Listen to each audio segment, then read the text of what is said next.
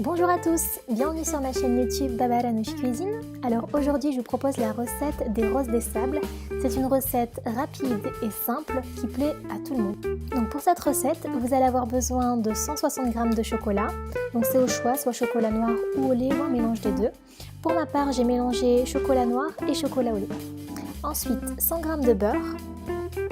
Et pour finir, 80 g de pétales de maïs soufflés.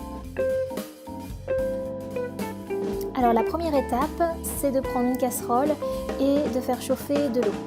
Le but étant en fait de faire chauffer le chocolat et le beurre au bain-marie. Donc ce que je vais faire en attendant que l'eau chauffe, je vais prendre une deuxième petite casserole et je vais y mettre le chocolat et le beurre.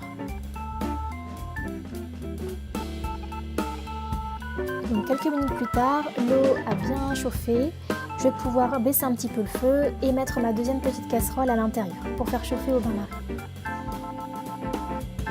Donc le chocolat et le beurre commencent à fondre tout doucement et je vais remuer avec une spatule pour bien faire fondre le chocolat et le beurre. Et le but en fait c'est d'avoir un mélange très homogène et très liquide.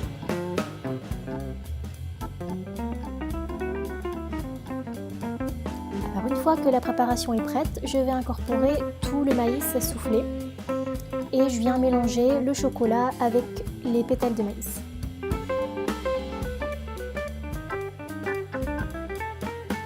Ensuite, je vais prendre une plaque de cuisson et je vais mettre une feuille de papier sulfurisé pour y mettre justement mes roses des sables.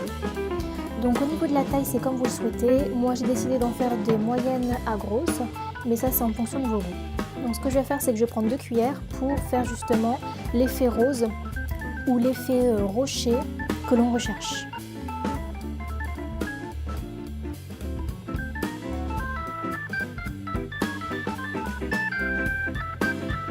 Voilà, donc nos roses des sables sont prêtes. Maintenant, je vais les laisser environ 2 heures à 3 heures au réfrigérateur pour ensuite pouvoir les déguster.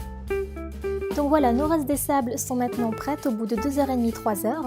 Et maintenant, ce que je vais faire, c'est que je vais les mettre dans une assiette de présentation pour pouvoir les déguster au goûter ou alors en dessert à tout moment de la journée. Vous pouvez les manger avec du thé ou alors un café, ou bien pour les enfants avec un verre de jus d'orange par exemple. J'espère que la recette vous aura plu, et en tout cas moi je vous souhaite un très bon appétit, et à bientôt sur ma chaîne YouTube Baba Ranouche Cuisine.